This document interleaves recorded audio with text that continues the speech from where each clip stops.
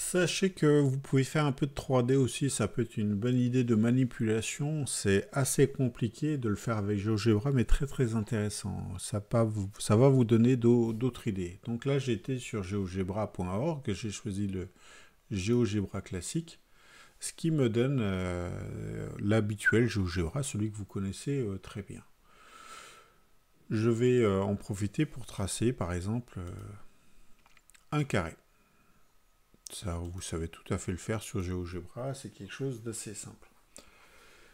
Si vous regardez ce petit logo sur le côté là, vous vous apercevez que cliquant dessus vous ouvre un menu avec notamment 3 petits points. Si vous cliquez ces 3 petits points, vous pouvez demander à passer en graphique 3D.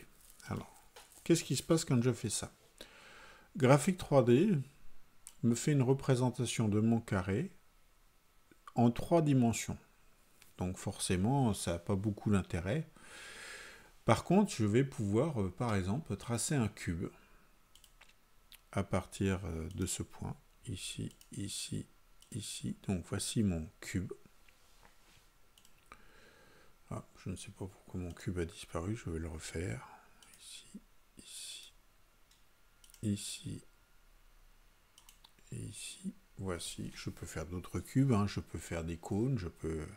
Ce qui m'intéresse, moi, sur mon cube, c'est finalement que je peux avoir une vision du dessus, de face. Alors par exemple, si je suis au-dessus, ben, finalement, je retrouve ce que j'ai ici. C'est une vision du dessus. Je peux avoir une vision du dessous, ce qui est un peu la même. Je peux avoir une vision de face.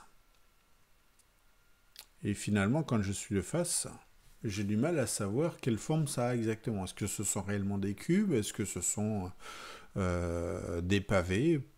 Rien ne me le dit. Je peux le prendre aussi de cette face-là. Et d'ailleurs, je m'aperçois que finalement, j'ai le même type d'image.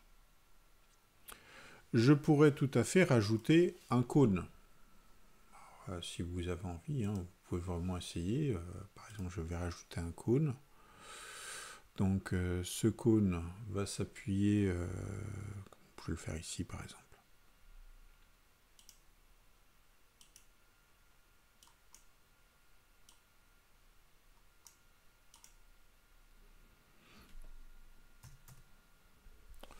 Voilà mon cône.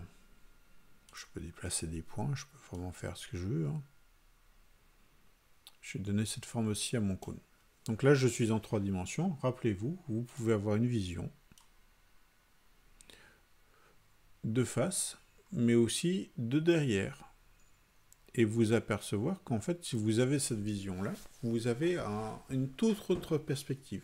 Donc, essayez de travailler sur cette application, sur la partie 3D, ça peut vous aider à avoir des représentations.